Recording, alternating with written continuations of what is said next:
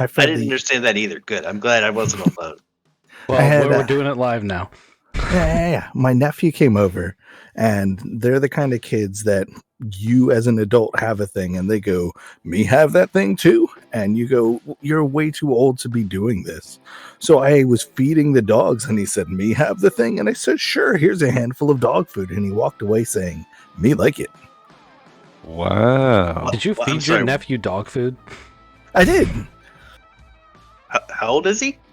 3.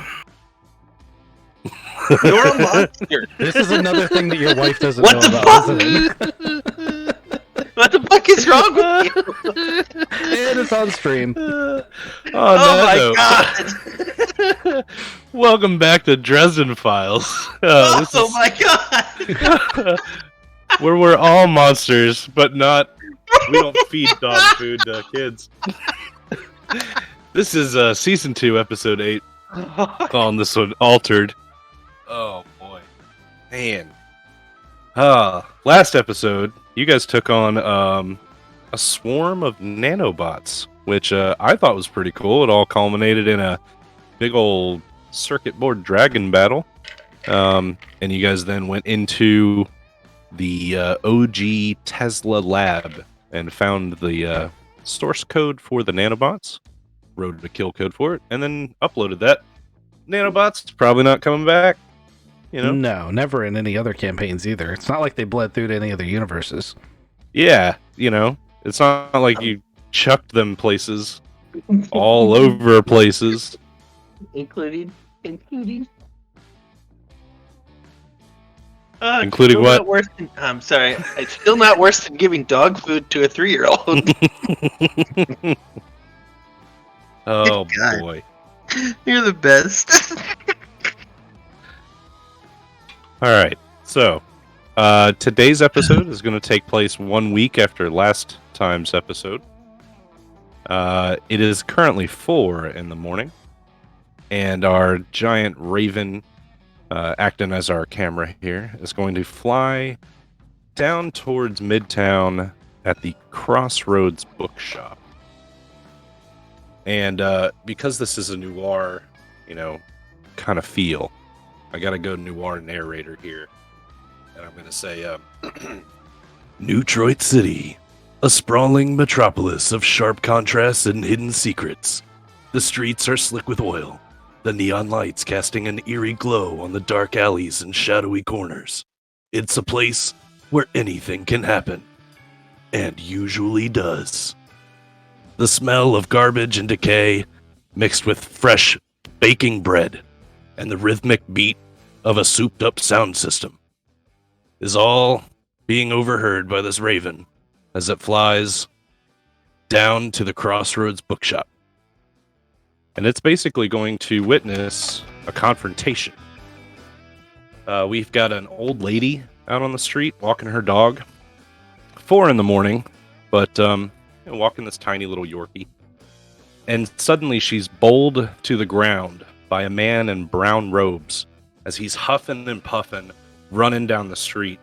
He's being chased by something that we can't see yet. And as the old lady hits the ground, her dog's barking, the man in brown robes rounds the corner into an alley, and the wind whips up, and the old lady's hair goes crazy, and the dog starts barking, and a giant purple laser beam lances from somewhere in the alley, goes through the buildings nearby. Just this massive explosion, and then a scream.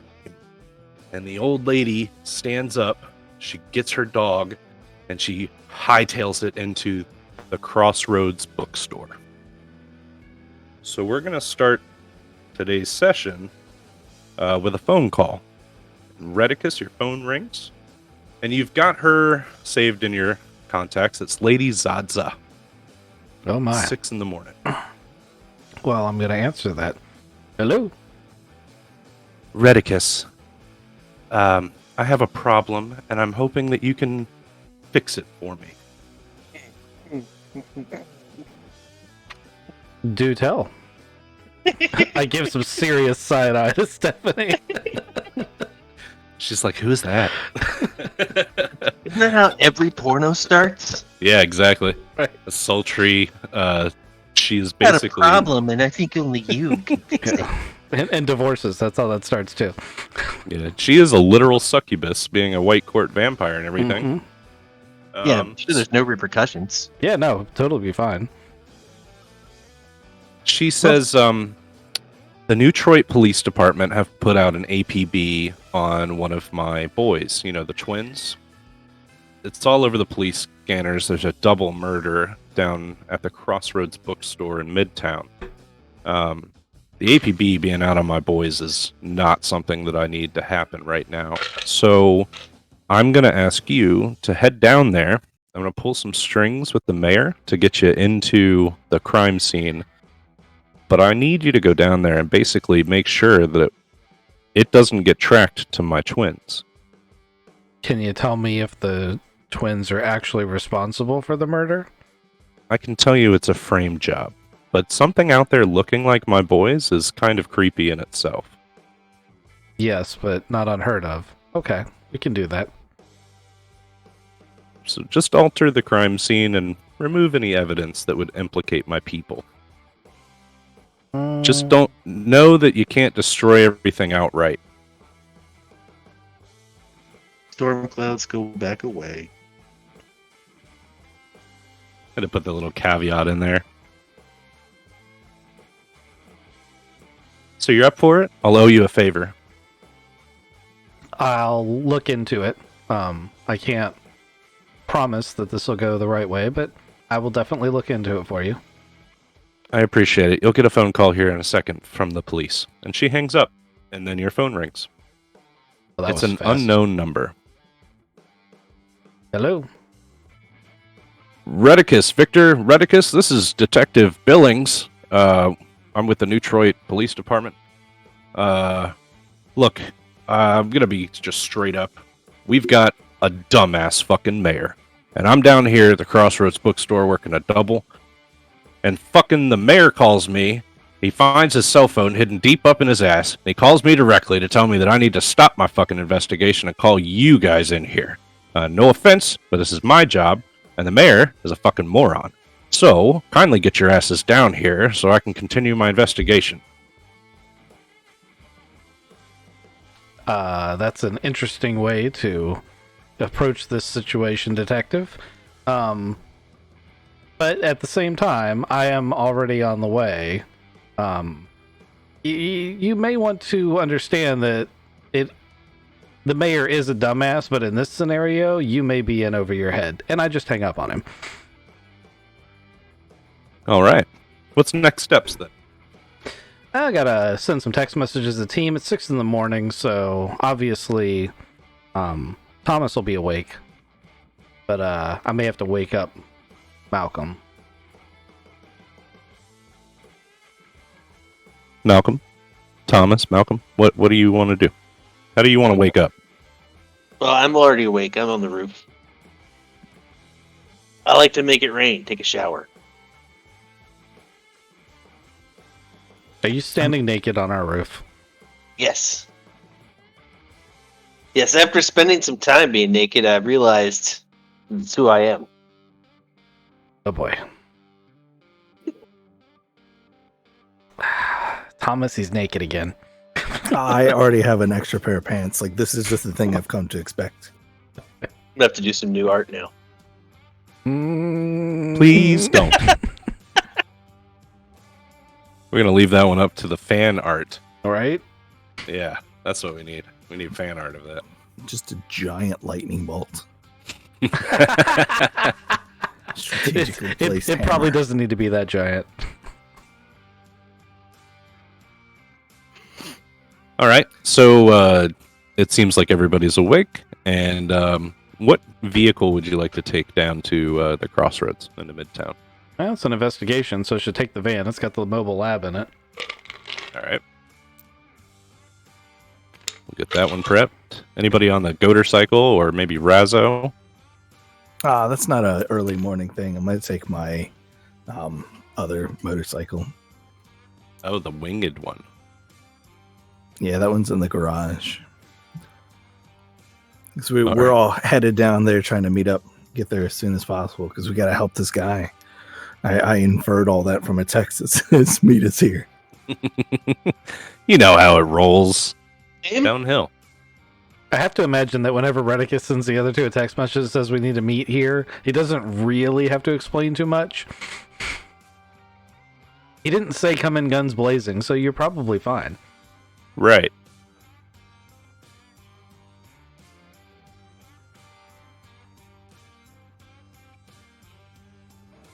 Get this thing to load up. There we go. Imagine Redicus is prepping the van, and then just a naked guy jumps onto the roof. Where are we going? Got your text. It's got to be how it goes down. All right, so the van pulls up over here on the street, along with the motorcycle. Oh, Malcolm, did you bring your goat?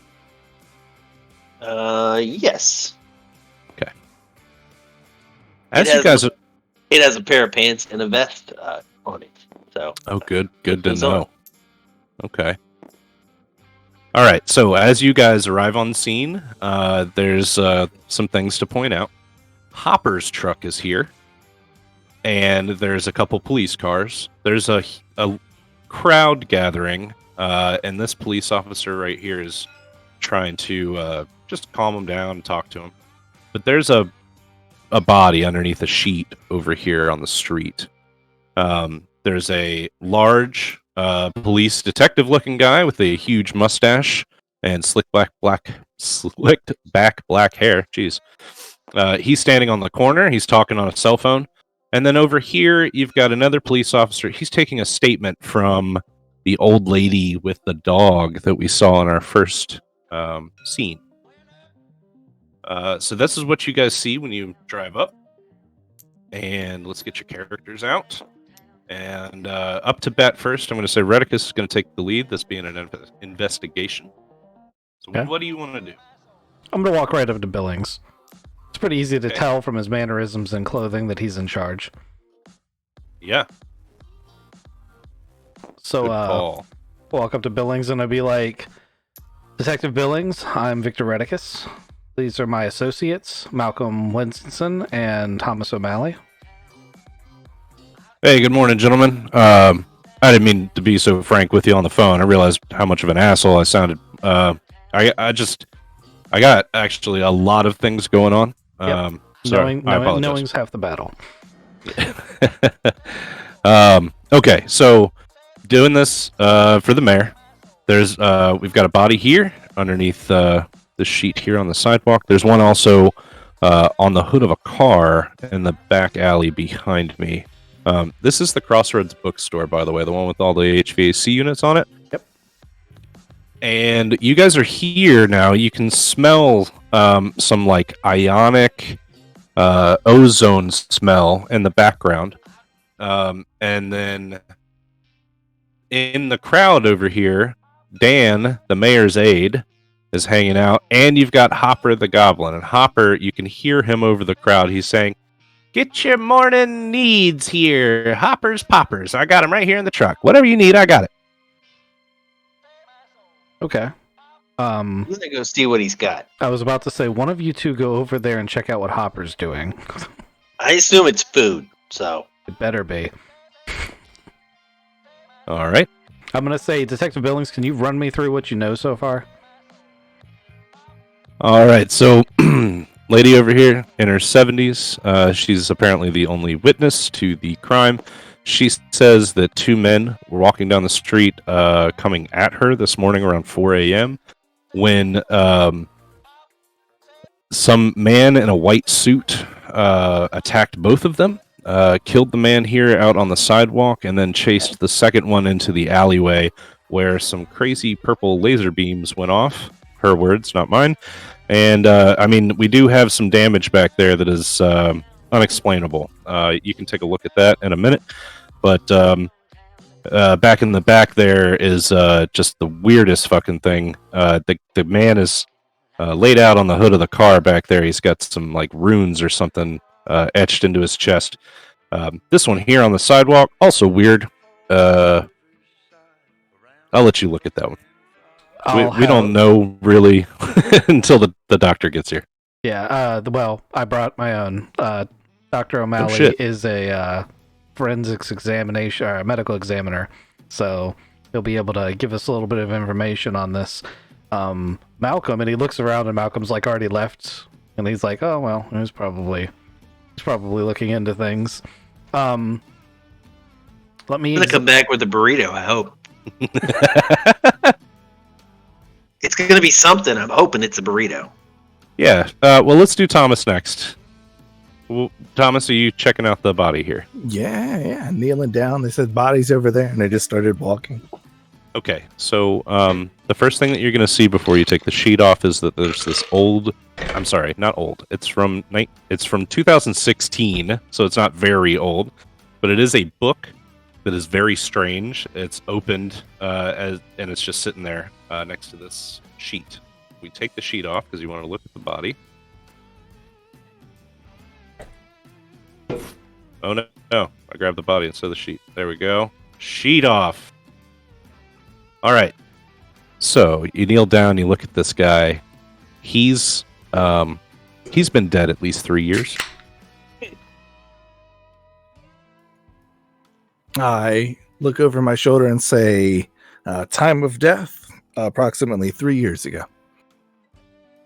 I look back down at the body and I continue investigating. Can I find the cause of death? So the latest injury that this body has is huge crushing force, and it's throughout his torso. The blood, though, you look at it, it's like this body just rigor mortis super fast. Like it's just decaying here in front of you. It doesn't make sense naturally. But yes, it looks like it's been crushed. I take a picture of the page the book is on, Okay.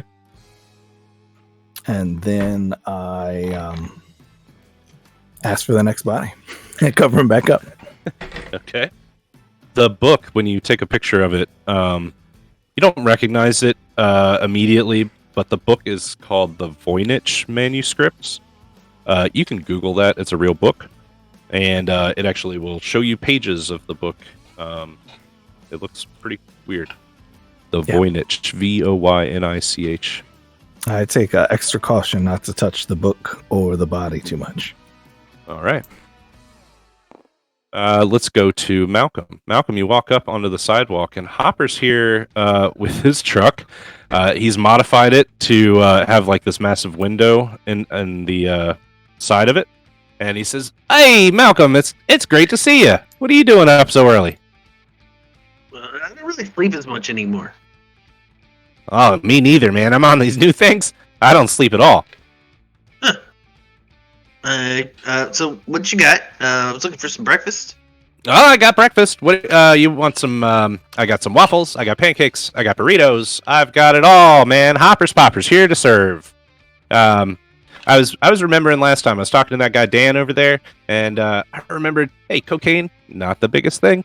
Cooking was the biggest thing. So I'm back to cooking, man. It's my dream. He whips you up a burrito. With waffles and chicken inside. Yeah, chicken and waffle burrito. I asked for extra bacon and syrup. Yes, all the good cholesterol and bad cholesterol, everything. Cheese, eggs, everything. It's like a breakfast burrito with everything. This is the happiest you've seen Hopper in a long time. He's in his element. He's doing his thing.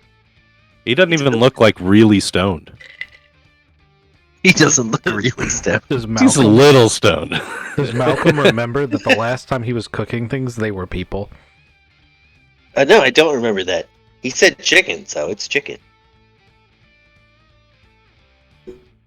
Anyway, I'm gonna come back to the crime scene, munching my burrito, Excellent. making a mess because it's filled with syrup, waffles, chicken, eggs, cheese, bacon, I assume sausage, probably some person in there. Who knows? All right. So the three of you would like to maybe walk to the back with Detective Billings and check out the next body, right? I would. As Malcolm walks up, I'd be like, "Hey, Malcolm, make sure you have a look around." Yeah, that's why I'm here. So you pass this lady, giving her witness statement to this police officer. She's in her 70s. You recognize her. She's Karen, the lady that you guys ran into in the apartment building. I think the first or second. There might be a crack of thunder right now. She's the one that had the gargoyle thing. She's the one that knew her neighbor was a gargoyle. Yeah. There might be a crack of thunder. There's no lightning yet, but there's definitely a storm on the horizon. Okay. You overhear as she is describing to this cop that the man in a white suit, she nails him down. I mean, like, it sounds like one of the Vamp twins to you. Blonde hair, sunglasses, even though it was 4 a.m, white suit, loafers. And you guys walk into the back of the bookstore, and there's a 1965 Mustang red. It has a sheet over the hood, but there's a lot of blood anyway. It's pulling on the ground underneath the car. As you guys walked by, you saw that this scar is what remains of the crazy purple laser attack that happened, and it literally cuts through all of these buildings all the way back out to the street. That's impressive. Right? Is it straight line, like you can look your eye down it and see one single hole, or is it curved like electricity? Yeah, it curves like electricity. Like a lightning bolt? Like hold on. Unrestrained magical power. Where it's not very controlled. Like, somebody could have controlled this beam, but didn't. Or couldn't. Couldn't is probably a stronger, better word. Alright, so there's 2 police officers back here. They're looking at the car, and one of them goes, oh, we got the tags back, and local here. And the other one's like, man, it's a sweet fucking car. I wish there wasn't so much blood all over it. You think we'll be able to tow it back? Oh, you think... Hey, Billings, do you think I could drive this thing back? Billings is like, dude, chill. It's evidence. Anyway, this is our second body. Thomas, you want to do the honors and pull the sheet? Yeah. As I walked past Karen, I would have looked at her Okay. with my eye patch. Okay. It's an old lady in her 70s. If she has anything magical about her, it's very small. She just happens to see the same shit. Alright. This body, as you pull the sheet back, you realize that it's a man. It was a man.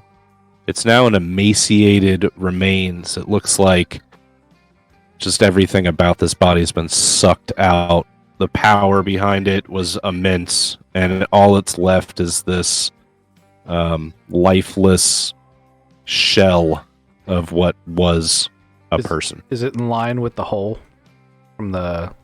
More or less. Okay. Is there It any looked signs like- of like a magical summoning around? Like any kind of circle or anything? There's no immediate... Alright, let's do a discovery. Let's do a discovery phase. So everybody give me your roll, and we'll figure out what's going on.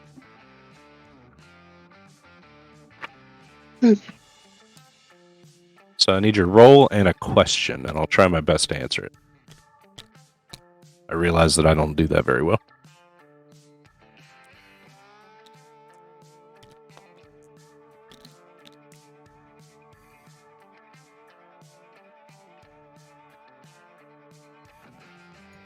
I'm using my medical knowledge of death and physics and trying to put together some kind of trajectory, and I want to know why this remains is here on the hood of this car. Okay. I got a +4. Okay. What else did we roll? I got a 0. Nice. Even rolling. What's your question? Does it look like that man was the lightning bolt? Okay. Good question. What did you get, Victor? Even with a shitty roll, I got a +6, and I was going to ask if the man was the origin of the bolt, or if it looked like it came from further back. Or All right, give me a different question because I'm going to answer that for Malcolm. okay.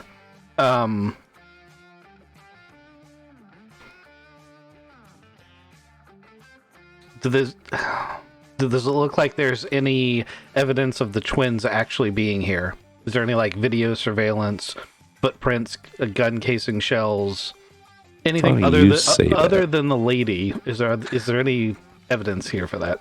Yeah, 100%. All right, so great discovery, guys. Great discovery. Let me do this.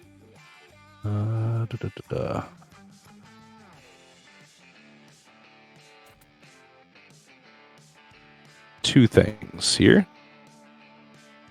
First, I'm sorry, the emaciated corpse. It has runes etched into its chest. Oh my gosh, I almost forgot about that. These are the runes. And second of all, there are footprints. Watch out, Malcolm. Do. Easiest way to do that is to put them on level service, lock them, and then move them. Yeah. So that's that. Yep, those are your footprints right there. Magical footprints, or those are in blood? Yeah, the left shoe is coated in blood as it's walked out. The other shoe covered in.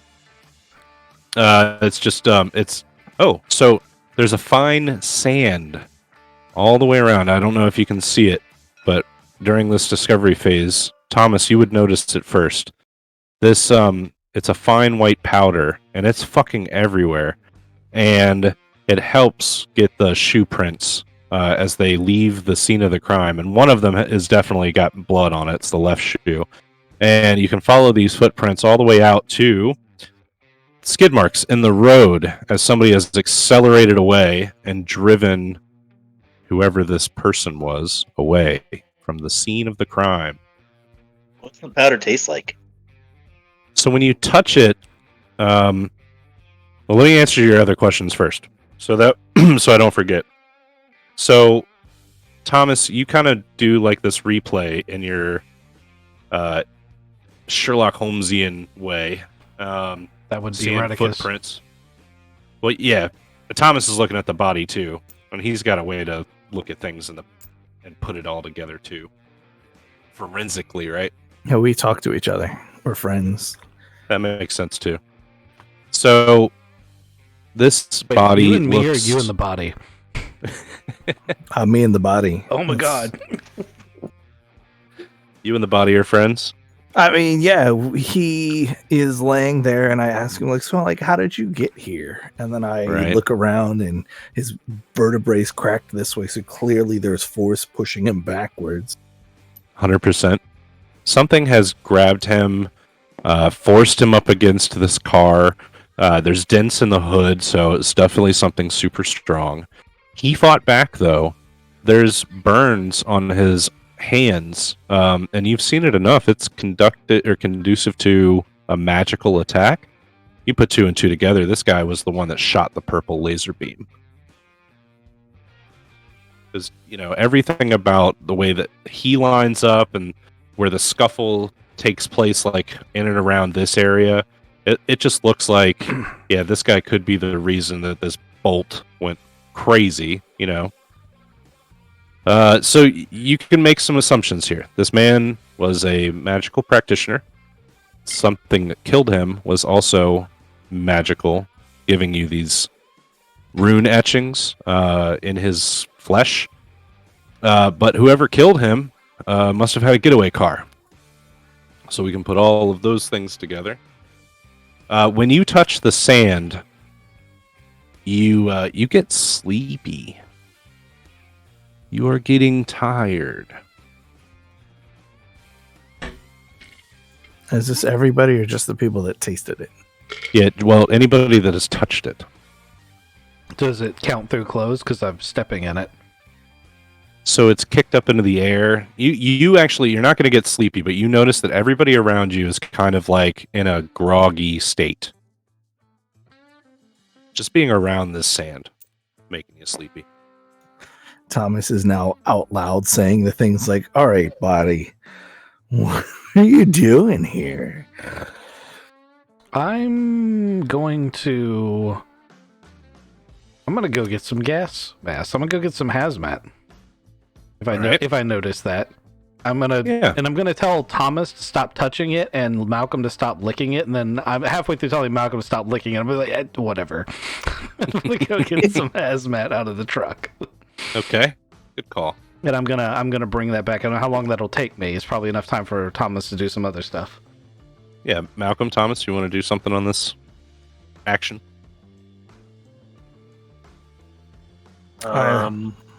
I'm looking at the footprints. I'm looking at the runes with the magic site. Did it look like the origin was this guy, or that he was the lightning bolt?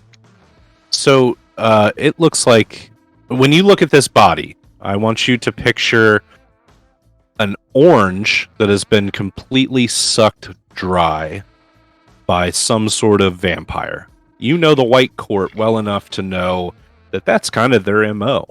That especially the ones that feed off of terror and fear can, siphon that power out of something. Now, when they kill somebody, it doesn't emaciate them immediately, right? Like, the remains here don't exactly match a White Court vampire.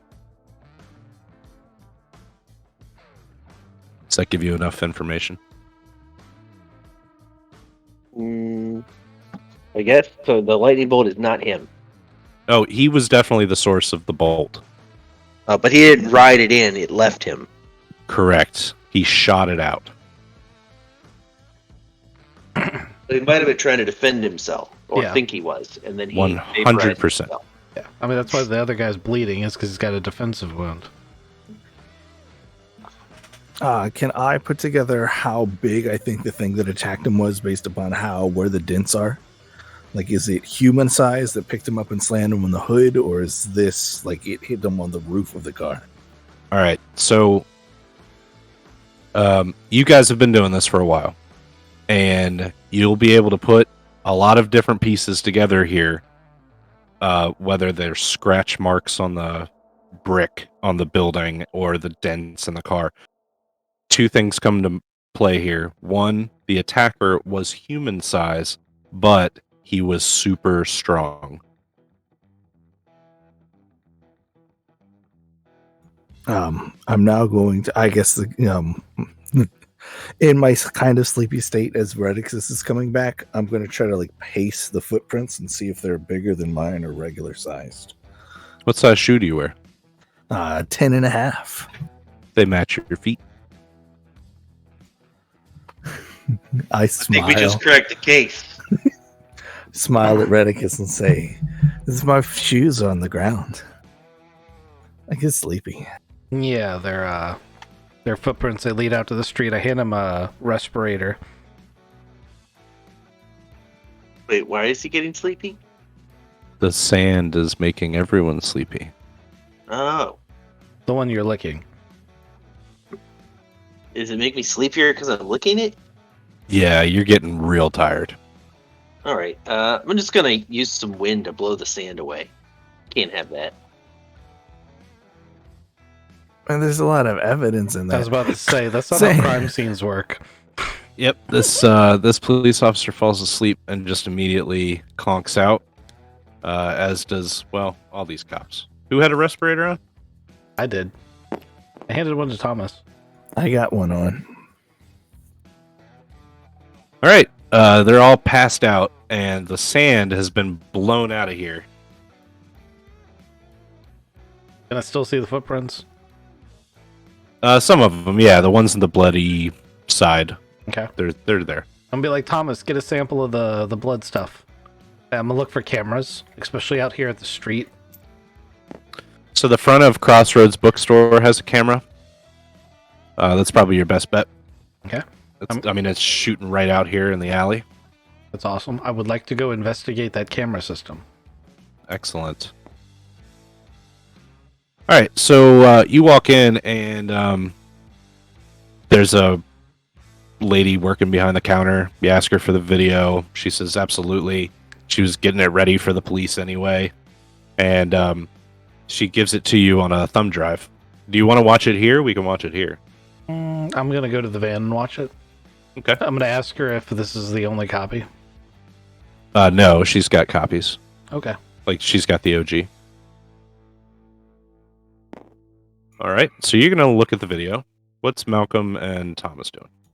Thomas put the sheet back over the body. Got a nice blood sample from the footprint.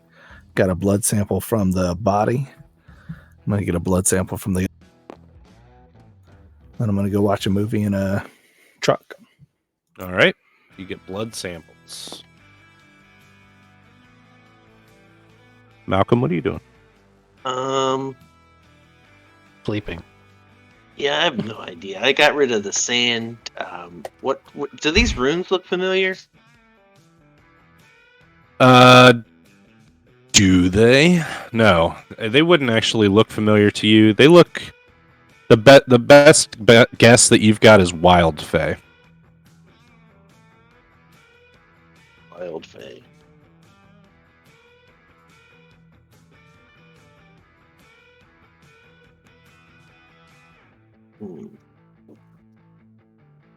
So clues still around are the book. You can talk to Karen. You can go watch the movie. You can wake Detective Billings up. That'd be a nice thing to do. Yeah, I'll wake Detective Billings up. I give him a cup of coffee. Oh, God. Why does it feel like I've been drinking? Thank you. Thank you for the coffee, kid. Appreciate it. Good. I call everybody kid. It's like an affection thing of mine. Anyway. Jesus Christ. You boys, you sleeping on the job? And he wakes them up. They're like, what the hell happened? You were just asleep. I woke you up first. I know. What happened? I don't know. You all fell asleep. That was crazy. I've never seen that happen before. I think it was like a gas leak. Have you guys been doing drugs? No, it's got to be something like carbon monoxide or something. Like CO2? Carbon monoxide, because it naturally makes you sleepy and not dead. That's I don't. I'm a detective. Damn it. All right. So if we assume that the rune CO2 is the first part, that's the Right. part. I was thinking that too. What's Oh, the other boy. part? You saw me flipping it over earlier, and I was like, huh, that looks like a CO2. Yeah, I saw that too. I was just like, I don't know what that has to do with anything. Now I do, clearly. The GM doesn't understand that CO2 would suffocate you and not just make you get sleepy. They're out in fresh air. It's I don't know. They don't know. It's They're magical fucking cops. CO2? Yeah. It's magical CO2. That's why I didn't kill them. It's Alright. obviously magical sleeping sand from somewhere. All right, so Detective Billings, he's talking to the police officers. They figured out that this red car here, it belongs to the man that's on the hood. All right, so let's go to the video. Inside or outside, watching at 4 a.m, you see this Karen lady walking her dog. She's smoking this massive fucking blunt as she's walking down the street. And sure enough, she gets fucking, like, gang tackled by two men. One man in robes, the guy that ends up being on the hood of the car. And the other man is this guy here under the sheet. The man that's, he's been dead for 3 years already. So, on camera, you'll see a very, very fast humanoid in a white suit. He comes from behind and crushes this dude on the ground, this body first. Karen is trying to limp run away, and then the other guy takes off around the corner So it goes out of camera. White suit man, after crushing this guy, sits back up and then starts walking into the alleyway. And then you see a big flash of light off screen, probably from the purple laser. And then a couple minutes later, white suit guy comes back. He stands on the sidewalk for about 30 seconds, and then a silver sedan drives up, picks him up, and then hauls ass down the street the wrong direction. Did Karen mention that the two guys tackled her? She did. But what's really interesting to me is suit guy got up. This dead guy got up and went down the alleyway. And now Wait, what dead guy? You just said that he stood up and went No, down the white the suit guy. The white, white suit guy. That's the vampire. So vamp twin, after killing this guy, stands back up to follow Okay. brown robes man. All right, we're gonna give them names because the police officers back here have discovered that the car belongs to him. The car is registered to a Bert Jaka. The guy on the hood of the car also is Bert Jaka. And they've got an address for him.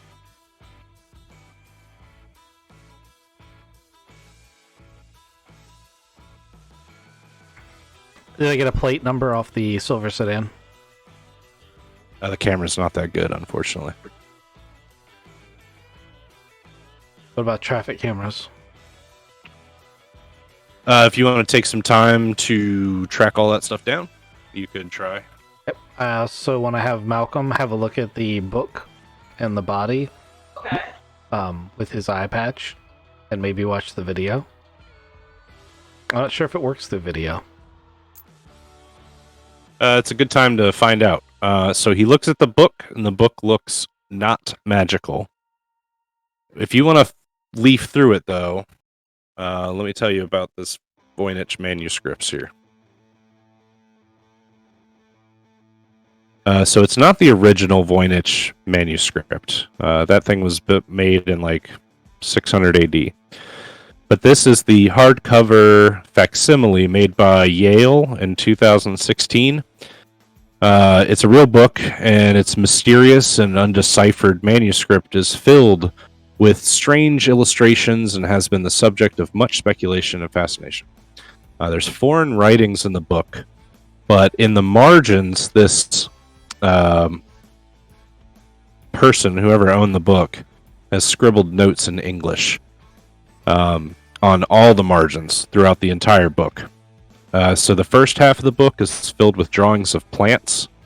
It's what's known as the herbal section. The next section contains circular diagrams. A lot of people think that they're like astrological. And then the last section is like nude ladies in pools of liquid. And all of the pools are connected to another with a strange system of like plumbing. And it's really weird. It snakes around the whole page, and it's all just like illustrated weird. None of the printed words of the manuscript are actually like English, but whoever had the book wrote on the margins, and it's things like he wrote in there like the symbols here are like a flock of birds, each one taking flight in a different direction. I have found a way to unlock the secrets of this book, but I fear the consequences of my discovery. You know, things like that. Okay. But you also look at the video, and you don't see anything different than the other guys did.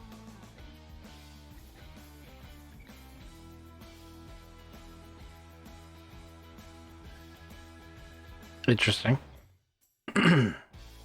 Okay, well, I guess my next thing will be to track down the plate numbers on the sedan. Okay. It comes back stolen. Yeah. Low jacked? Unfortunately, no.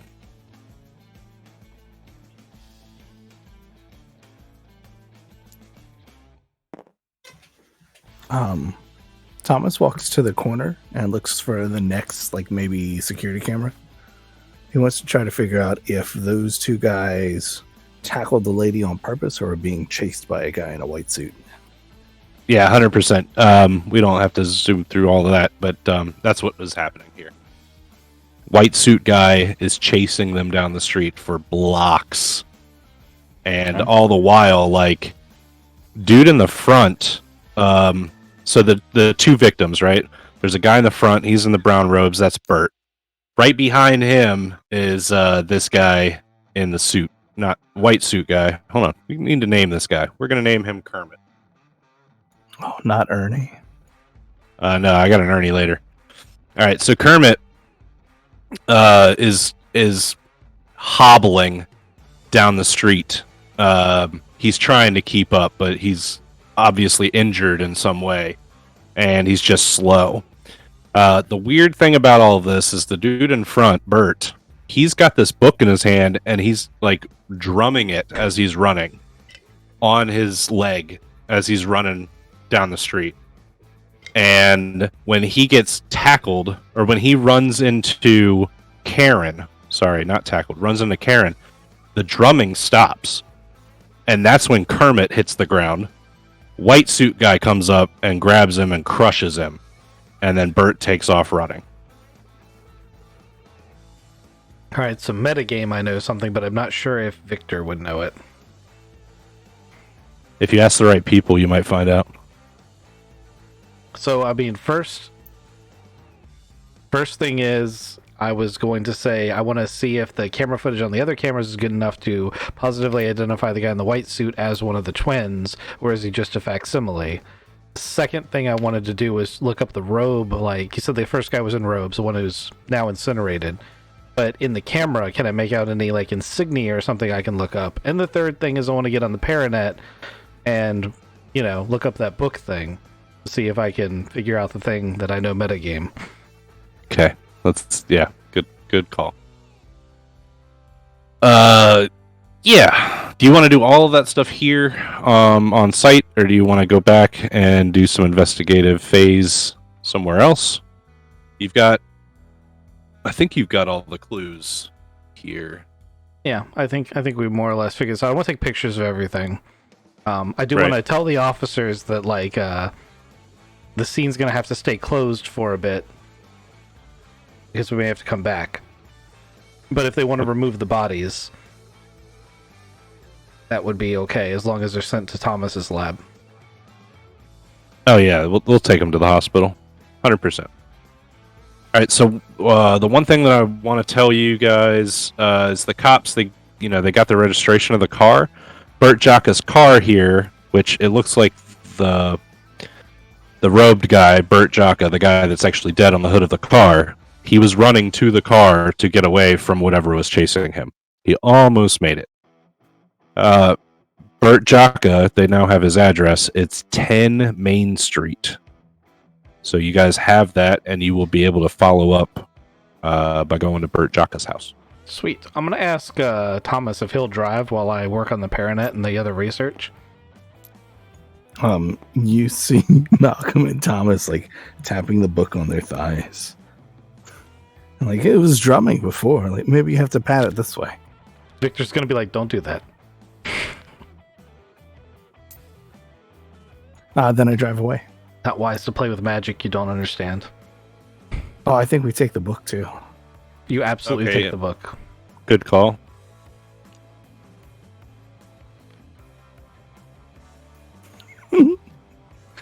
Oh, Thomas plays with magic he doesn't understand. He used a gnome's wand once.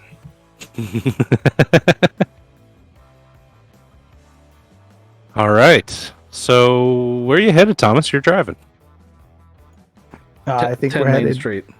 to 10 Main Street. 10 Main. Okay. Easy enough.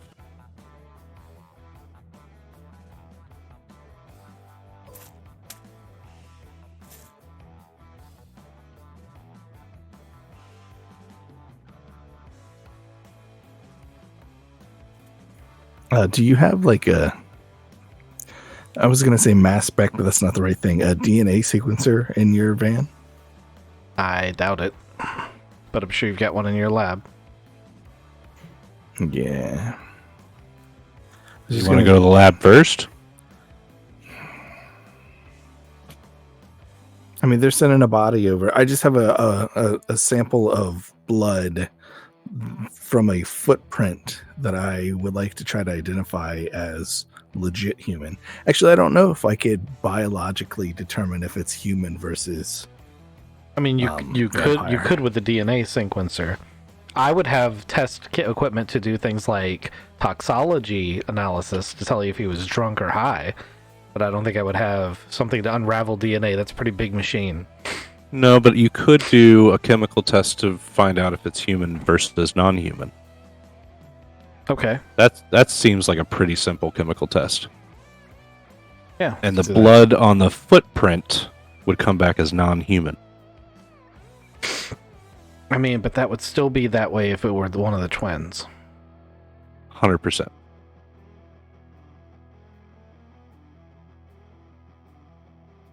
All right, so we pull up to 10 Main Avenue.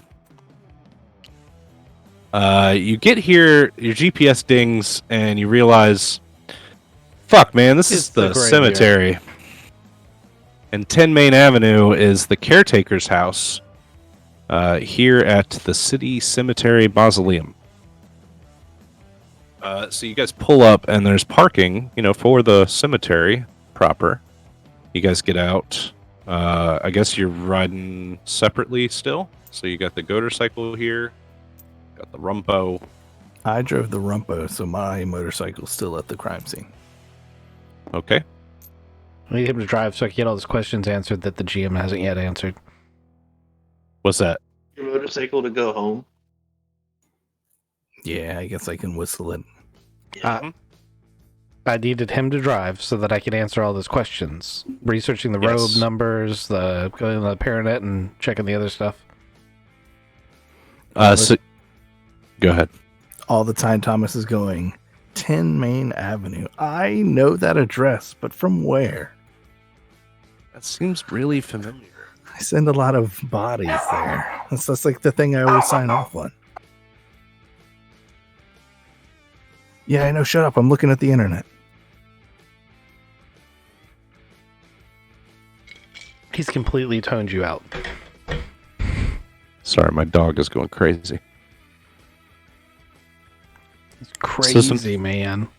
Some things that Victor finds out are that you find some like obscure forum reference on the Paranet about drumming books and it relating to necromancy.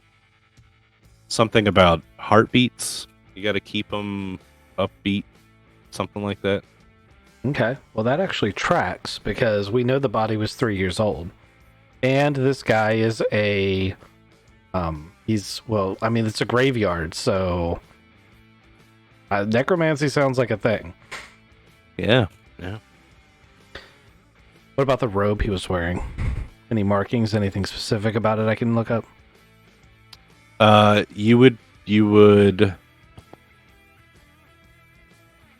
You'd be able to track it. It's basically the same style and fit that you've seen on Hex, the other wizard that you know.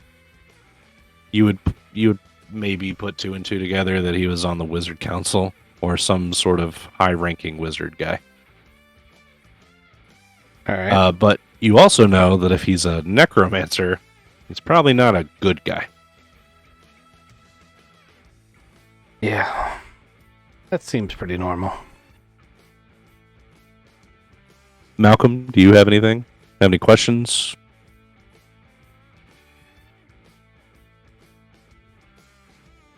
I think Malcolm may be sleeping. I'm not muted. You're not now. I was not muted, damn it. So what did you say? Because I didn't hear it. I said that necromancy's bad. Yeah, it is. Do you have a lot to add to investigative stuff? So he's just looking for zombies. That's a good thing to look for because there may be clearly now zombies. Oh, and I'm listening for a beat. He said music or something like music. Yeah, as you guys pull up, Malcolm, you hear like a subsonic rhythm. Boom, boom, boom, Malcolm is oddly excited. And keeping that information to himself. I wander towards the music. I like how he kept the Wild Fey runes to himself too. Right? Like that's very important information. I gotta be honest, I wasn't prepared to get information on my own. And I don't know that Malcolm really has ever done that, so I don't know if he knows what to do with it. Communication is key for teamwork to succeed. I mean, yes. All right, so the Goater Cycle and the Rompo pull up. What's your next step here? The caretaker's house here at 10 Main Avenue is where Bert Jaka's car registration says that he lived.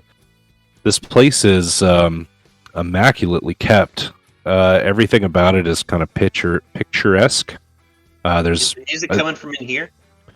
So when you get you get off the Goater Cycle, you can feel the beat in your feet. But it doesn't seem like it's coming from anywhere. It's coming from everywhere.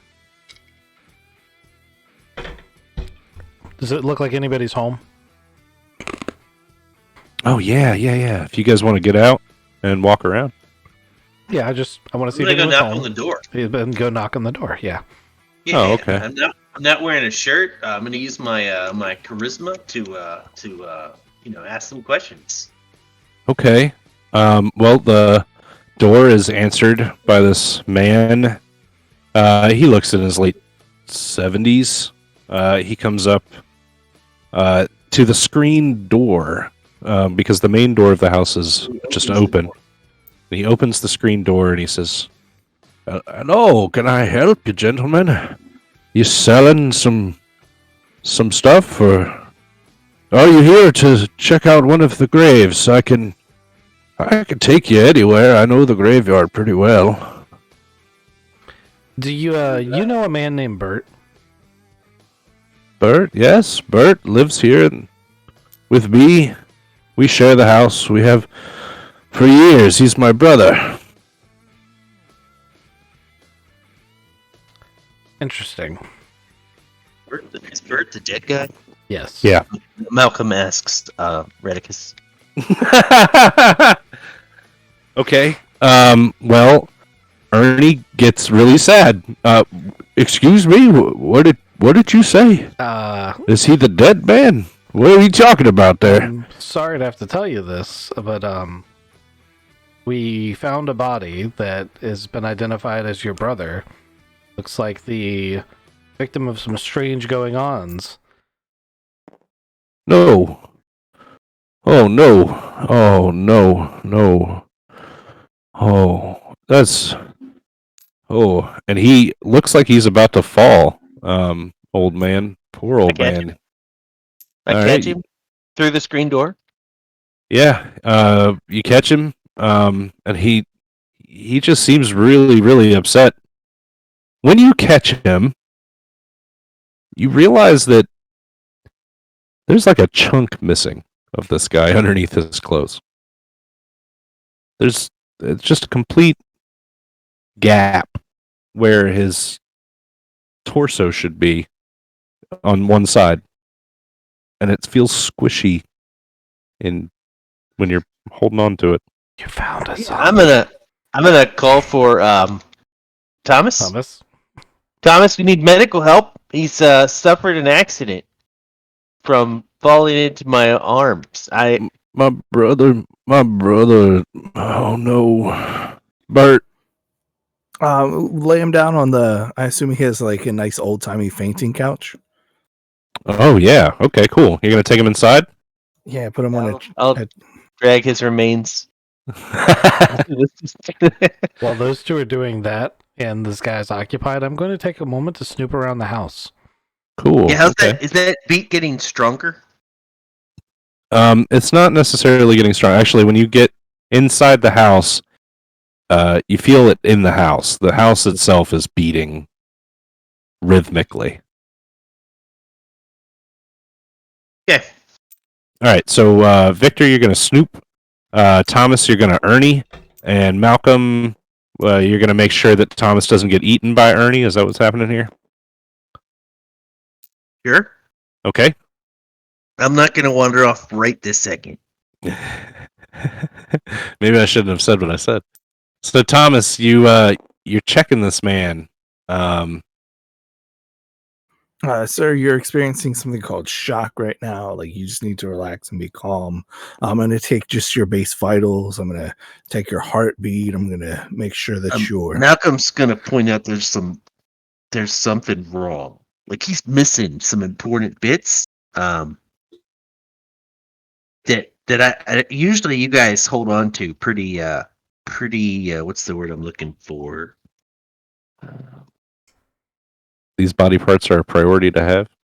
Yeah, it's important to have those for you guys. You humans. Yeah, you humans. I'm going to ask him, like, do you have any pre-existing medical conditions? Like, what kind of medicine regimen are you on? Because you're clearly in your 70s. Malcolm's going to whisper, pre-existing condition looks like death. Yeah, so Thomas, you ask Ernie. Ernie, he comes back with, well, I've been around the block a few times, and you lift his shirt up, and it's a fucking war zone. It is gross. You've seen cadavers. This is definitely one of them. The weird thing about this is that Ernie has no idea he's dead. He doesn't have a pulse. You've checked everything about him. It looks like he just doesn't know. He's dead, and just it doesn't faze him. He's gonna do what he needs to do. I'm gonna put his shirt down and say, all looks in working order here. You just lay down there and rest for a couple of minutes, and I'm gonna talk to him. Okay.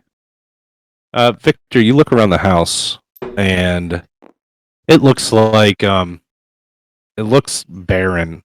It looks fake. It looks like a vacuum cleaner lives here. There's nothing on the walls. There's nothing in the fridge. It's a house. It's perfectly taken care of, but no one is living here. They're deading here. Basement. Milk. So what you're saying is there's no way I'm going to find the ingredients for a Molotov cocktail. Yeah, there's nothing. Okay. But you do feel the beat getting louder as you find the basement door. And you open the basement door, and there's a long, dark staircase down into an old coal cellar. And are you going to go down there alone? I'm not going to go down there alone. I like to live. I'm going to call my friends and say, hey, we should all go down here. All right. Because nobody wants to die alone. Yeah. So Ernie hears you, and he says, oh, you can't go down there. That's Bert's basement. No one's allowed to go down there. Well, Bert's dead, so we're going down there. I don't think that's such a great idea. If you don't want to get hurt, really, I wouldn't go down there. Malcolm can go first. I think that's a bad idea. Yeah, I'm gonna question. When you guys were doing the research on the necromancy, was the music what keeps them alive, or is the music what keeps them from like wanting to eat people's faces? This is an important question. I don't know what my research would have turned up, but I think it's alive. I was pretty sure that I had gotten a different opinion of that, which is really why I'm bringing it to your attention. So when we watched the video, when the beating stopped with the book, the guy just collapsed. Yeah, it's because he had a dude in a white suit grabbing him, though. I mean, it was really, really close together. How you now that you're thinking about it, though, yeah, it looks like it was what Malcolm's saying. So when the book stopped, gotcha. Yeah, I mean, you're putting information together now. You're building on this, and it makes sense. Sorry, I didn't mean to mislead you. No, it's perfectly fine. I was just verifying that for so as I asked that question and we come to that answer, I'm just gonna go ahead and smash Ernie. Oh no, Yeah. hold on. We could have. And Thomas is Did you looking. lifted his shirt? You saw under there, right? Like as I'm pulling the hammer up and down on Ernie's body, just making sure that doesn't get back up. Thomas is holding earmuffs. We could have tested that conclusion. Earmuffs. Yeah, if Ernie couldn't hear, and he then started attacking us, and then you could smash his face in. A little late for that now, isn't it? Poor Ernie. He's such a nice zombie. He didn't even try to hurt you. He was trying to warn you. I mean, that is one way to interpret what was going on there. Yes. Yeah, or he could have been threatening us. That's another way. Also, my plan of action completely adjusts with this new information. I'm gonna need a minute. My whole plan. Burn the house down now, right? Well, that's what I was gonna do, but if that makes the beating stop, then that could actually be really bad, depending on how many there are. See what I'm saying? Right, if they're not all here. Yeah, you're assuming they would. Oh, that's a good question. Yeah, because like it was coming through the ground and it's all over the place, and I just my assumption was that stopping the source would just make them stop, but my whole plan is now kind of not. Oh, you read that book?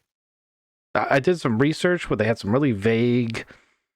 No, I mean, I thought you read. I thought Chris read that book. I did read that. He did. However, he asked if the Paranet would have things on beating books against legs. Yeah. And there's an old obscure forum that didn't have all the information. Okay. Yeah. So there's, playing to what character it is. Also, I'm relatively certain that in that book, there were several instances of it just killing them. Like they didn't just all go mad. Not mad. Not under. Under control. Yeah, under control. I entirely possible. I've misjudged Ernie, and without the music, he would still have been Ernie. It's a little late to figure that out. So I think that in the book, it's based off of power level. So your normal mindless zombies would just stop moving. Your big, powerful killer predators would go crazy. Yeah, that sounds more like what I was expecting. But I am now rethinking my plan rather dramatically. Okay. Good. I'm still thinking nuclear. Yeah, I think we just take out this, and then if zombies appear across the city, we have an adventure. Weren't we trying to get a couple of vampires off the hook for being... I didn't tell you guys any of that. Yeah, if that was our plan, we have moved on. I intentionally did not tell you that information because, I'm all for doing favors for Lady Zaza, but altering a crime scene isn't really Redicus's thing. So he was never going to do that. I will try to prove that they've been framed, but I won't change the facts. Upside there, though, is that Malcolm did mess the crime scene up, not on purpose, but I'm going to get those brownie points. I'm going to get those brownie points too, because we're going to prove that it was someone else. Maybe it probably was the brothers. Well, in which case I'm going to be like, "Hey, turns out it was them," but you didn't say that. Yeah. So. Oh no, she's gonna be like holding a drum set when you go to talk to her about it. Like, oh, I see where this is going now. Yeah. Anyway, so I'm gonna clean Ernie off my hammer. Okay. Good plan. Yep. All right, you spend some time in the house now. The rhythmic beating is coming from the basement. Yeah, I'm gonna be going down there soon. Yep. My question for you guys is: should I bring this book down these stairs or leave that in the car? Something's happening with this book. I feel like we should kill the book. I think we've established the book is not magical, so I think there are probably words in there that could be useful. So you don't think I should kill the book? No, because information is power, and right now we don't have the means to decipher the information, and if you kill the book, then we never can get the information, and what if the information is the key to solving this whole thing? I mean, I understand the words that you're saying.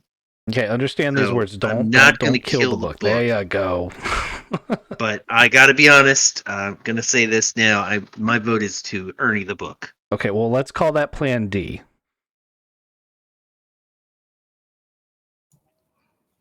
Can we move that to Plan B? Can Thomas move the book underneath Mithril? Yeah. Okay. Yeah. We'll revisit this later. We may be revisiting it in a hurry, so make sure you can reach the book. Okay, so did I go upstairs when I was snooping? The whole house is this way? Yeah, the whole house is this way. Okay, well, I don't see any choice but to explore this basement. Right. As you guys are talking about the book being magical or not being magical, which it's not actually emanating any magical power, but Thomas reads one of the marginal notes, and it says, I feel as though I'm dancing with the devil himself as I attempt to decipher these pages. This book is a puzzle, with each symbol holding a piece of the solution.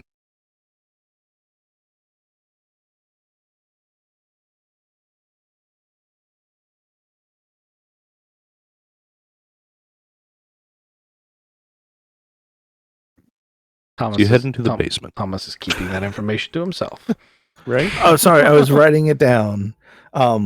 As I'm like flipping through, I go, this book might be cool.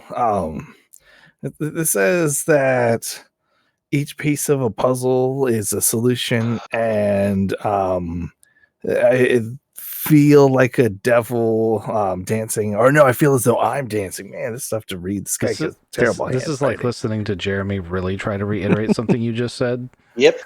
Nope, I hear that. Yeah. It's painful. Oh no, that's not even the right guy. Sorry. It says, I feel as though I'm dancing with the devil himself. Each piece is a puzzle, with each piece a solution. This is wild. I like this book. I'm actually very curious about it now. Amazing, Redicus. That sand earlier made me a little sleepy. Thomas's power is even greater than that, and I can barely hold my eyes open against it. Well, let's see if we can find something to keep you awake down in the basement.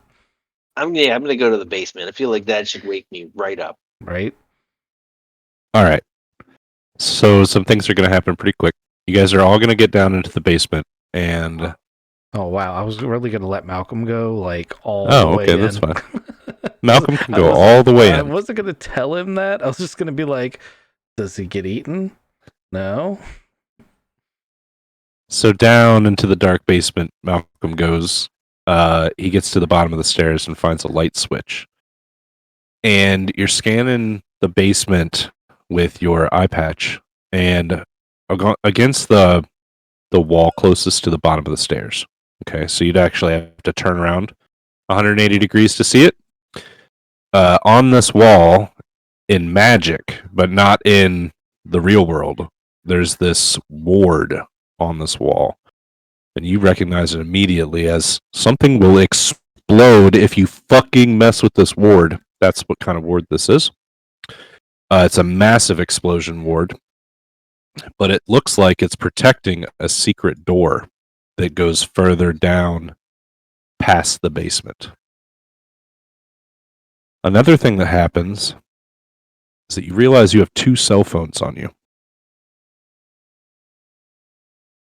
I don't normally have 2 cell phones. No. Okay. Especially not a fucking iPhone, right?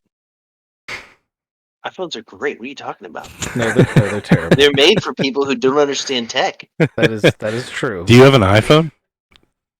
Well, apparently I didn't, and now that I'm looking at this one, I'm like, why have I been using this stupid Android? Like, this iPhone just does all the things I wanted to do without like hurting my brain. Oh goodness. So you have an iPhone now? Is that what's going on? All right, then you have 2 iPhones. No, I had an Android because you said I did. Right, yes. But now I'm looking at this iPhone and I'm like, this is so much better than my Android. Yeah. And I now know that I will be an Apple person from now on. Yeah, the more you think about it, this is the way. Yeah. Where'd this iPhone come from, anyway? That's a good question. Oh, I'm going to check the contacts list. It's all of your contacts already. Dad must have got this for me. I'm going to text him thank you. Yeah, you don't get an immediate reply back. Also, I'm going to take a picture of this ward and ask him if there's a way to turn this thing off. Like, can Okay. I just hit it with lightning, or is that a no? Yeah, it's probably a no. You've got to wait for him to tell me. All right. Well, let's do a discovery phase. So all three of you guys can roll on this ward, and we can go through it.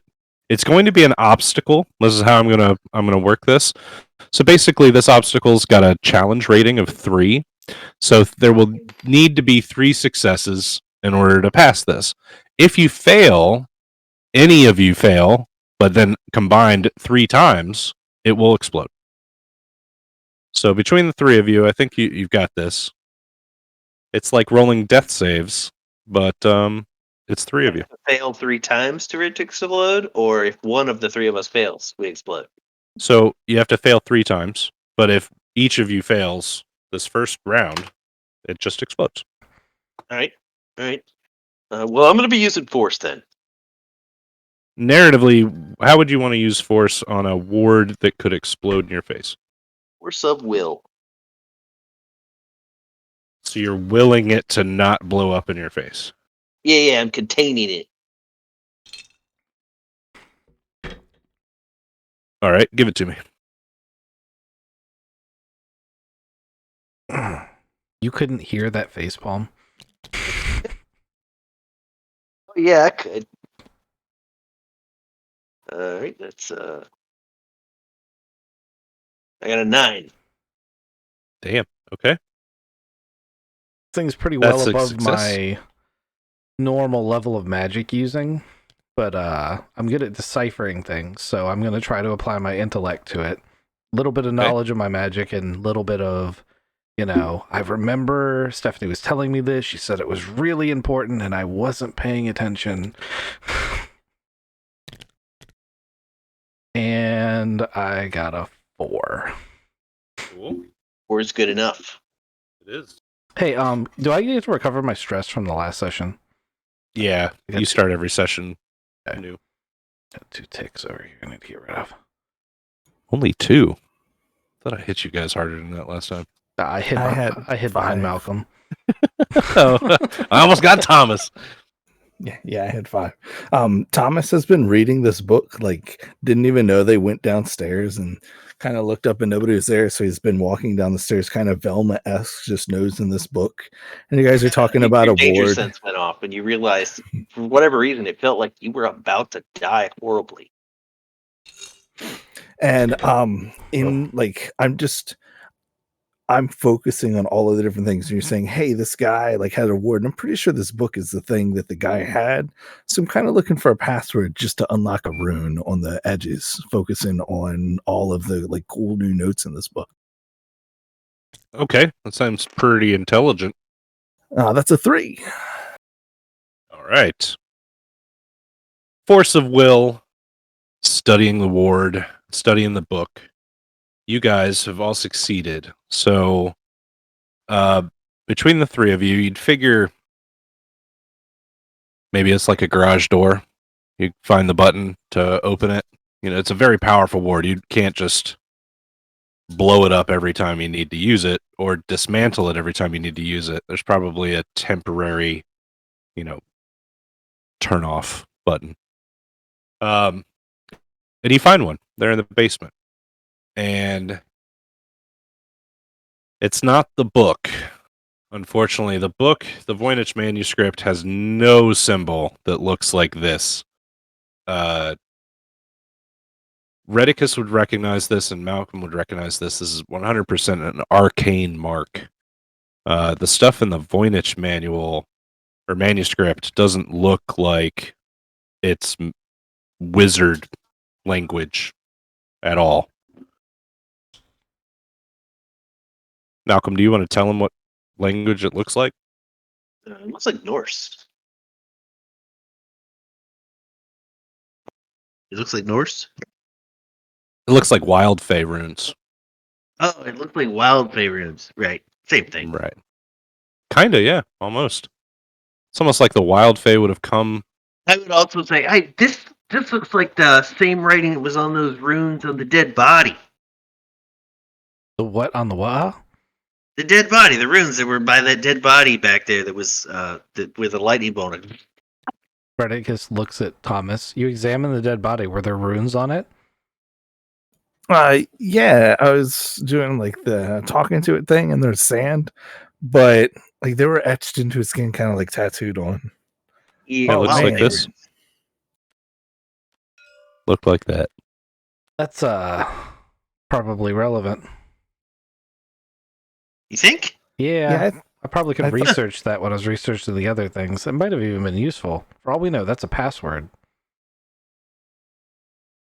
You shouldn't tattoo your passwords on yourself. That's really bad. People can see that. It's a good way to not forget them. Yeah, like I do that. Like, how else do you not forget your passwords and then you can't log into your favorite accounts? So the secret door opens in the basement, and there's a long, dark spiral staircase down into. Well, it's going to be underneath a cemetery, obviously. Yeah, I wonder what's going to happen down here. tunnel under staircase. It's a good thing we don't have an Artemis with us. No callbacks from Call of Cthulhu, or we just bitter. Call of Cthulhu never happened. It never happened. We didn't get an end to that. Just died. Yeah, I feel bad about it.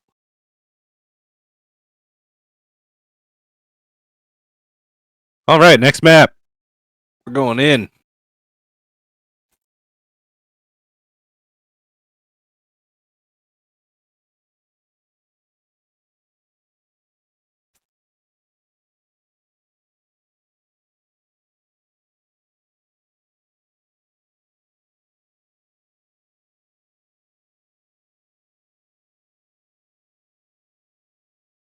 Foggy of War, this motherfucker.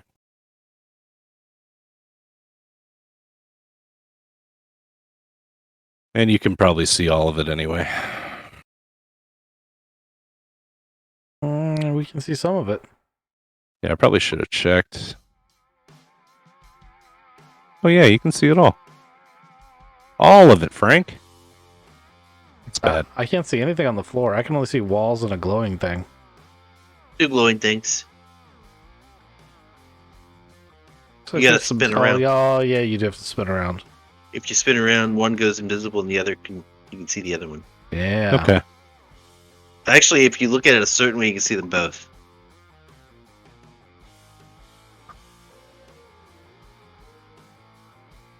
All right, let me find your tokens again. Here they are.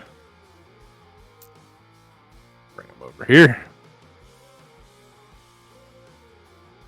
What's your marching order? Probably Malcolm first. Definitely Malcolm first. Obviously. And then I'm feeling Thomas second.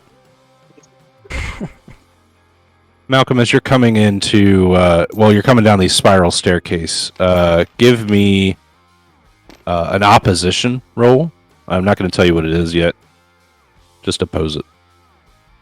Probably forcefully, knowing you. Yes. Yeah. Is there any other way to oppose things? Some people do it differently. Using your cunning, your agility, your intelligence. 11. Yep. Fucking hell. Okay, so at the bottom of the stairs, it's the last stair. Some spikes come up out of the stair tread, and you miss them, but just barely, with an 11. Do you tell everybody else? Anybody else? Yeah, I will break those spikes off. Okay. That sounds more like a forced solution. Just kick them off. Yeah, hammer them off. I just take the hammer and just shear them right off. How big are these spikes? They'd be enough to. They'd be enough to pierce your feet. They're not to scale here. Do you see them here? No. No. Oh.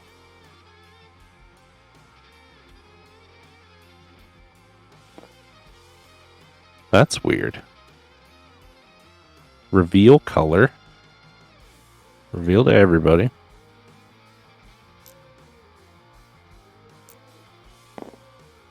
I hate this stupid game sometimes.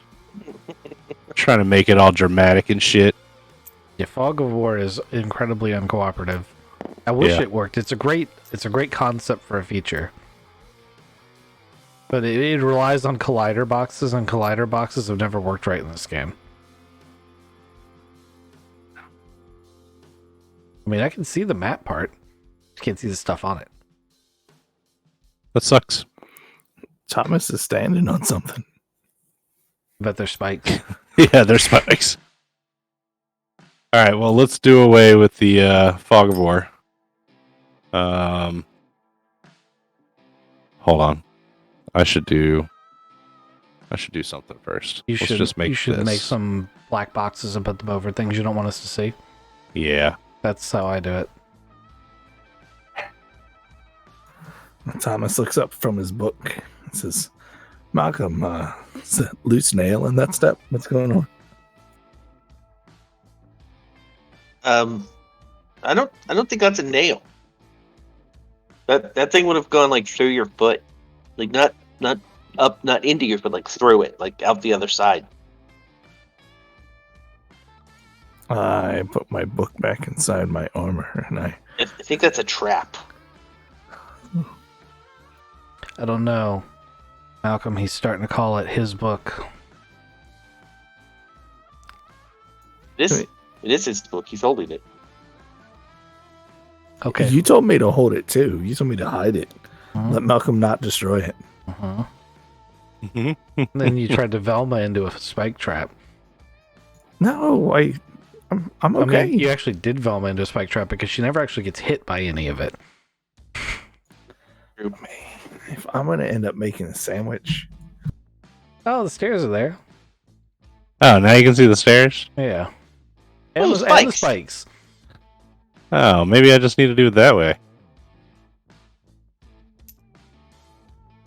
You see the altar now? Yep. Yeah.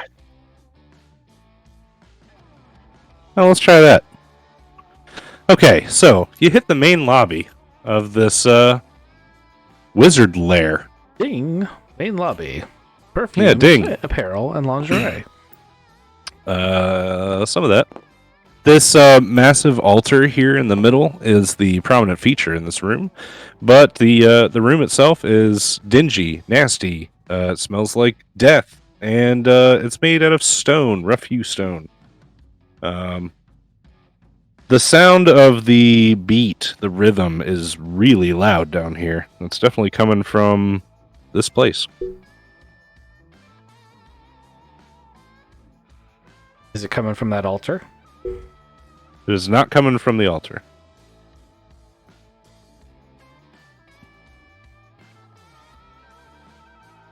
Is the altar closed? Yeah, it's not a crypt. It's just a big stone table. So, like, if I lift up on it, it doesn't open. Correct. Okay, just checking. Thomas is right behind you with one of those spikes you bent off earlier, going like, I got a nail just in case. Are there like grooves and channels cut into the surface of this altar? Yeah, it looks like it's like sacrificial, used for something like that. Blood sacrifice maybe could run through channels on it. Okay. And those channels go somewhere? They are all contained on the table. Oh, okay. Whatever happens is all on the table. There's ancient tapestries in here on the walls depicting like horrific scenes of death and destruction and things like that. But this place is basically a puzzle box. Each of these doors, as you guys explore around, this one here has got a riddle on it. Like it's a bookshelf, but it's obviously a fucking door too, right? And there's a riddle written on the bookshelf. Over here, it's the same deal. There's a riddle around the sides of the door, and on this door as well. So these 3 doors all have riddles on them. This door, you see the pulsing magic shit, right? Yes. This is a riddle door plus something else. Malcolm, as you walk over here, like you can see through your eye patch, there's a ward on this door. It's a protective ward. It's not to it's to keep people out, but it's also to keep something inside. Whatever's behind this door could be pretty bad. All right, I'm gonna just move away from that. So he knocks. Any good books? Any good books? Yeah. It's a bookshelf, right? Yeah, there's they're all like very specific arcane magical books that a wizard would have.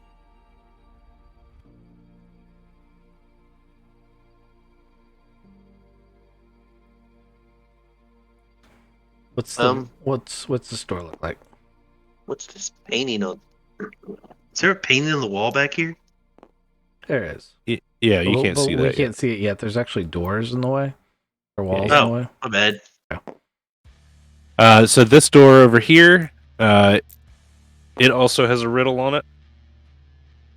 The riddle here says, I am neither alive nor dead, a creature of the in-between. My flesh is cold, my mind is dread, but I do the necromancer's bidding keen. What am I?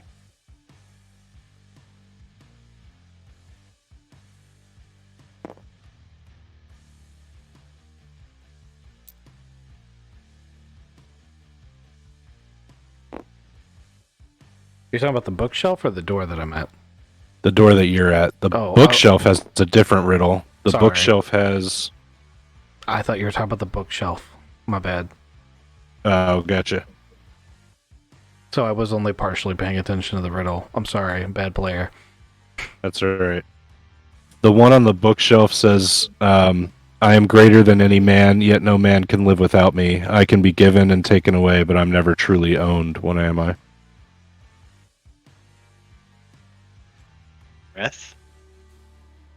Breath. It doesn't open. I breathe on it? Yeah, no. That whole scene from Fifth Element where you're like, yeah, it doesn't happen. Oh, that would be so cool. Okay, note to self. Fifth Element stuff for Traveler. I can be given and taken away, and never truly owned. So bookshelf one is, I am greater than any man, yet no man can live without me. I can be given and taken away, but I am never truly owned. What am I? Life. Life's a good one, too. It's not what I was thinking, though. Still not life. It's a necromancer. Life is kind of like in the wheelhouse. I like that.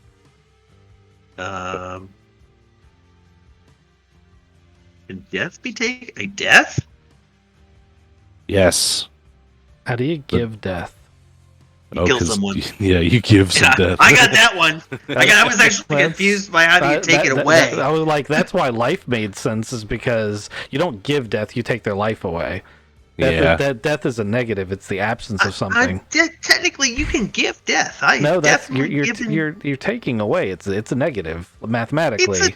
Taking something right, away. But two negatives would be a positive. That's not how math works. I'll give you... I had power. That's what I was thinking. But, yeah, death definitely fits in the wheelhouse. It works for the riddle. Life works too, but we're going to give it to you. So this door opens up. Uh-oh. And inside here, two things happen very quickly. One, you look around, you can see everything now, right? I see some things. Starting to work on it. There we go. I got a bunch of yellow dots and a bunch of errors for stuff loading in. Yeah. Can't see what this is. Yeah. That's a bed. Okay. Yeah. So this is a quarters chamber. Okay. There's a computer sitting over here. I don't know if you can see that. There's a writing desk. We're working on it. Yeah, the painting's cool. There's some drawers, but basically it's a thing. The thing that is unsettling right here is there's a dog bed, and before you guys really get in here to look around, it attacks you. It's a zombie dog. Dog bed? Yeah, I guess it didn't load in for you. It's a bummer. Is this table supposed to be gigantic? Hold on, I'll get right there. 1 second. I mean, I was standing on top of the computer. I assumed this was just a giant's room. Right? That's kind of what I was thinking. It's You a can see zombie the beagle. dog, right? It's a giant zombie beagle. It's a big dog. Yes, this table is huge. I'm glad you can see the table. Is everything huge? No. Okay. Oh, sorry. It's not supposed to be huge. I've loaded shit in, and I didn't have a lot of time, so I just put a table there. Okay, so this is not to scale. No, not to scale. This Nothing is a, in this scale. Is, this is a conceptual room. That's all I needed. Yes, sorry. Because, I was kind of with David, like, is it a giant? No. The one thing that's cool that's custom is the Council of 13 painting back here. That's going to be important later. And then the zombie dog that's going to try to grab Malcolm's nuts. Yeah, I'm gonna golf that shit. Okay, so oppose my attack. Zombie dog attack. Oh, nice. I got an 8, buddy. On the off chance that Malcolm doesn't kill this, Redicus is going to load 2 holy water shells into his Okay. to his sawed off. I got a 9. Oh, all right. Okay. So the attack doesn't go through. Yeah. I guess it's going to be your turn too. Down, boy. You want to go put him in the well? Maybe feed his food to a 3-year-old? No, I'm not a monster. Yeah, where's the well? that That's is- obviously the humane solution. I got Right. 11 to crush him. Oh, that happens. How's that go down? I would like to push his zombie head out his butt. Martin? Literally hit him so hard he turns inside out. Okay. You have inside outed this dog? Yep, sprayed him all over the room. There's zombie dog bits everywhere. Redicus would like to make a beeline for the computer, completely ignoring the graphic thing that just happened. And, There's dog guts everywhere. Yeah. It's just another day at the office. I would like to try to break into this computer. This is a spell shield computer. Yeah, so. It's a computer. How are you going to hack into it? I have no idea what Spell Shield is, by the way. So. That's Stephanie's company. Oh. Well, then I have admin rights. I don't need to do that. I can just log in. There's a back door. Yeah. Rough. God, just like what is it, Real Kaspersky? life? Yeah. And if that doesn't work, I'm going to use my iPhone because I am now like a computer genius with this thing. Oh, Odin texted you back. Yep. He says, Don't hit it with lightning. yeah, don't hit it with lightning. It will explode. There's probably some sort of passphrase or button to negate it. Found it. Oh, good. Yeah. So you don't need me. It's a +9 for me to get into this computer. You successfully get into that computer. I have hacked the interwebs. Okay. What do you want to find out? I'm in the mainframe. I think it's the unwebs. All right. Yeah. I want to know all of the Underwebs. things on this computer.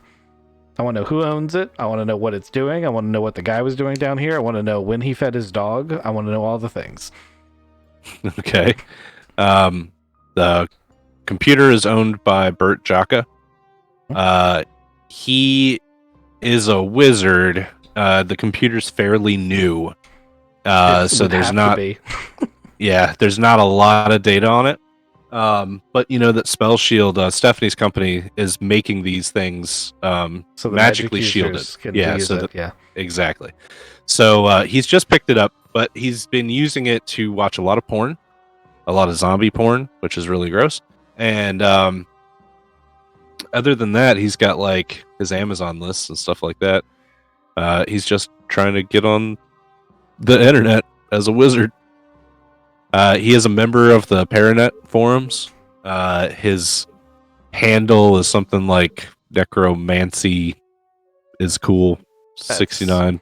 Never ever gonna trigger any alarm bells ever. That would get on any watch list. He's new at computers, man. Let's, so he hasn't put any of his research on here. What kind of Paranet forums is he on? He's been checking out the same forums that they track with the comings and goings of magical creatures. He wants to know about the wild fae. He's been researching dream magic, which that's super rare. And Malcolm would know that dream magic in general is reserved for a very privileged few in the Never Never.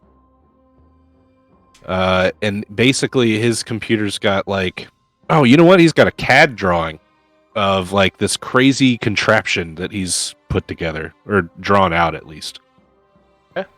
I would like to download all of this onto a thumbstick. It doesn't sound like there's a ton of information, but I'm definitely going to tell Malcolm, hey, what's dream magic, and why would this guy be interested in it? What's dream magic?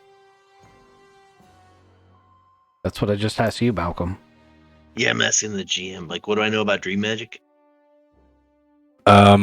Probably little, but you do have some resources you could tap, like Odin or anybody in the Never Never. Real quick. Yep. What's dream magic?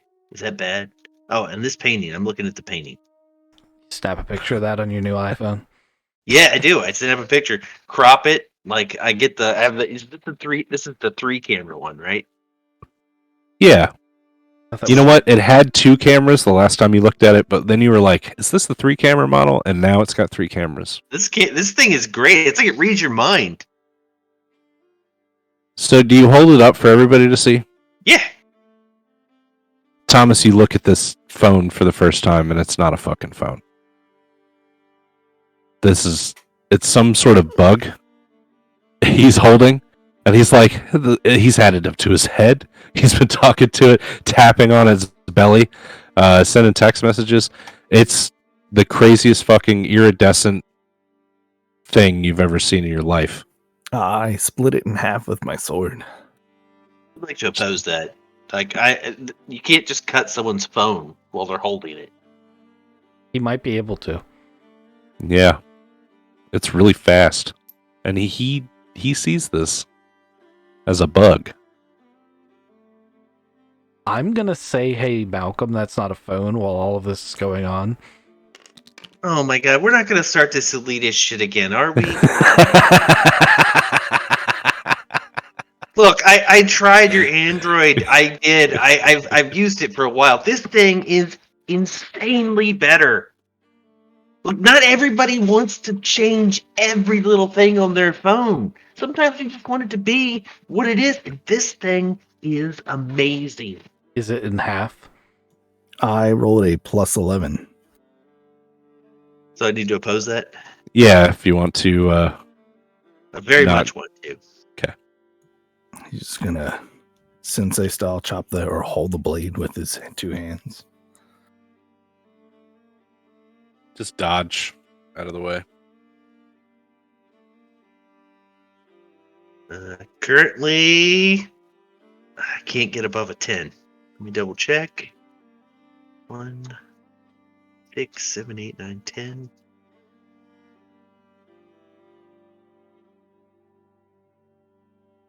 I really like this phone, though. Oh, now it's guts all over your hand. So yeah, hold on. I'll tell you what happens. Let me tell you what happens first. So I need to protect this phone with my physical body. No. Okay. I will give you a destiny token to not. This is just it? Yeah, this is going to progress the story. So, the samurai sword comes down. It hits this. Thomas sees it as a bug. You see it as a cell phone. Victor sees it as a cell phone. And this is the weird thing. Malcolm, you're seeing it as a cell phone through your eye patch. But when Thomas hits it, it's not a fucking bug or a phone. It's a fucking monster. And it materializes out of getting cut like something is slicing through matter, or it's slicing through thin air and matter is coming out. And out envelops this purple wild fae. Like, Malcolm, you immediately see this as it's a wild fae, 100%. You know of it. It's something you may recognize but not know the name of. Damn it, Thomas, look what you did to my phone. I saved you from a... What is that? I don't know, but it was my phone, which was way better than that. All right, it's going to try to move real fast. Anybody We'll want to jump in? Yeah. We're going to be opposing that. So it's going to try to, like, run across the room. Lickety split. Pull. I'm gonna break a leg. Hopefully it's.